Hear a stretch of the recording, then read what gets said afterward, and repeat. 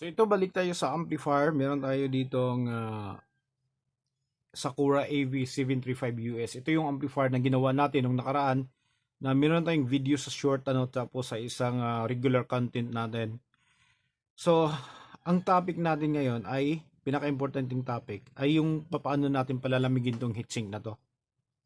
Okay, na hindi tayo gagastos. So gagawin natin reverse engineering na lang So hindi naman delikado kung ganun yung gagawin natin. Ang importante, mapapalamig natin to kasi isa to sa mga dahilan kung bakit nasisira yung mga amplifier natin dahil sa nagbabaga to na hindi kinakaya ng hindi na-accommodate ng maigi ng fan natin.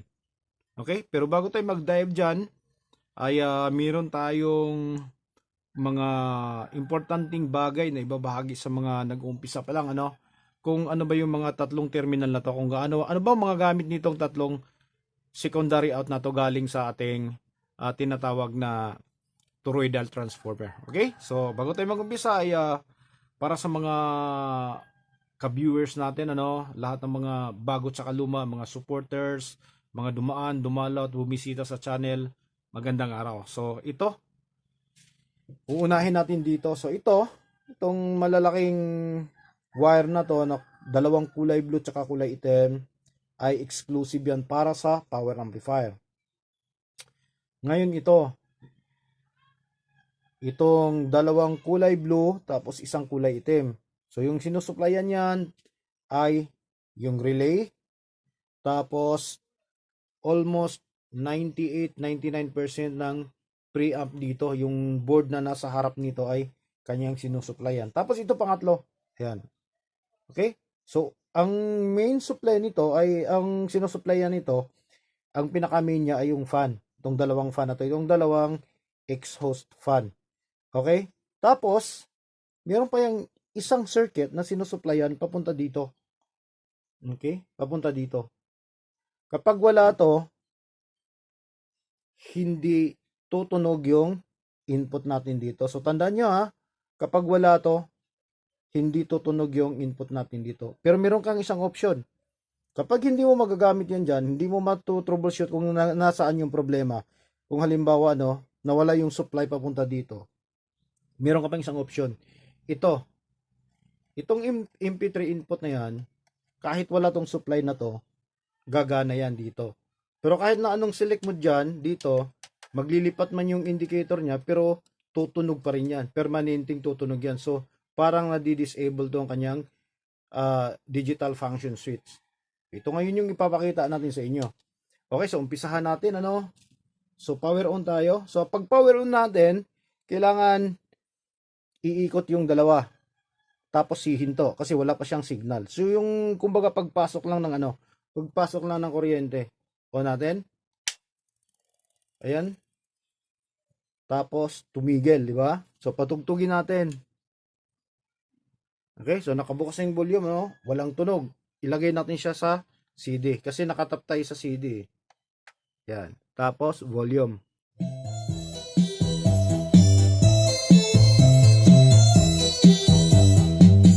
Okay, so tumutunog siya, di ba? So ngayon, papatunogin natin. Habang tumutunog siya, bubunutin natin yung kulay puti.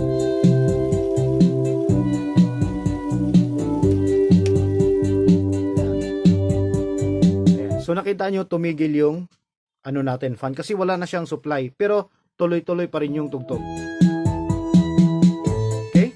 Tingnan nyo ilipat natin siya dito lipat natin siya. So walang nangyayari, hindi siya namamatay kahit nilipat natin siya sa DVD input tsaka sa MP3 input, tuloy-tuloy pa rin yung kanyang tugtog.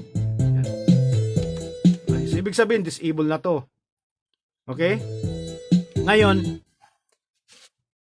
papatayin natin siya. Bakit tuloy-tuloy pa rin yung pagtunog niya kahit wala na siyang supply? Kasi yung kanyang switch, bago natin siya pinatay, naka-turn on na siya.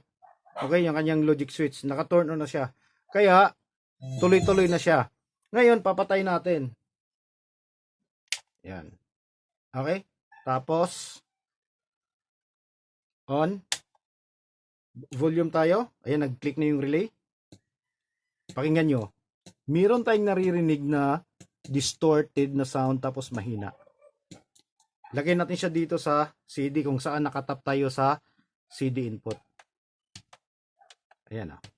Maririnig mo lang may lumalagiti kapag inilipat natin. Pero wala kang marinig na tunog maliban sa distorted sound na lumalabas dun sa speaker natin. Okay? So ayan Pero yung sinasabi natin, kahit na hindi gumagana dyan dahil nawala yung supply galing dito, meron ka pang isang option. Ito, yung sinasabi natin kanina. Saksak natin to, Tapos, volume tayo.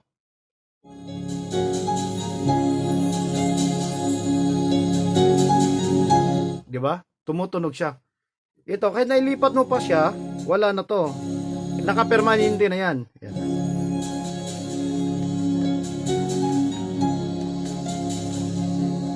Okay? Tapos, balik natin siya dito sa CD. Tanggalin natin to. Yan siya, Diba? Wala. Ibalik natin yung supply.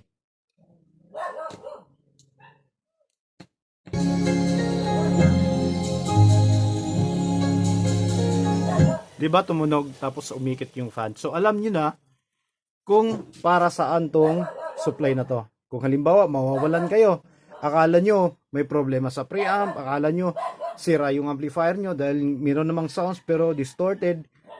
So, yun muna yung hanapin nyo. Kung meron bang supply, papunta dito sa regulator niya. So, ito yung regulator niya. Itong kulay puti, papasok dito sa regulator. Tapos yung out, yun na yung papunta dito sa circuit para sa fan. Tapos papunta dito. Okay? So, ayan, maliwanag na maliwanag. Tapos, yung pinaka-importante, yung talagang topic natin ngayon, na kung paano natin palalamigin. So, reverse engineering, ulitin ko, napakasimple lang. So, lahat ng mga Avin 735 tsaka yung 73 series, itong mga fan na to, nagsiserve as exhaust fan. So, exhaust fan means yung kanyang hangin, yung flow ng hangin palabas mula dito sa loob. Palabas. Okay? So, yun yung problema. Kasi, hindi naman to katulad nung iba na naglalagay sila ng exhaust dahil ito nakakulob to, nakaganyan, nakakulob, nakasarado. Okay?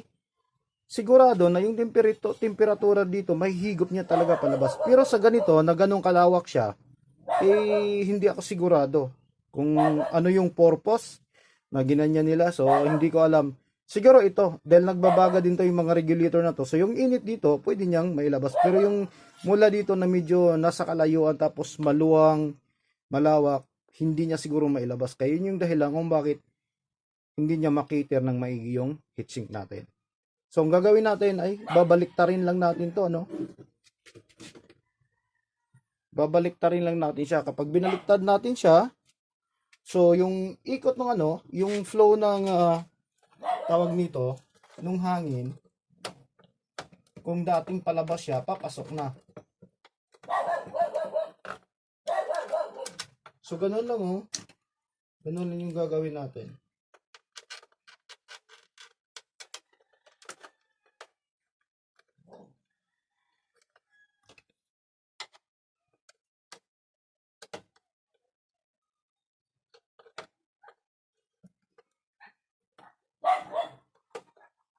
Ayan. So, ganyan lang. So, yung buga ng hangin dito, yung hangin niya, tatama na dito sa heatsink natin. It is, mapapalamig niya yung init ng heatsink natin. Okay? So, ayan. Turn on natin ulit. Volume natin.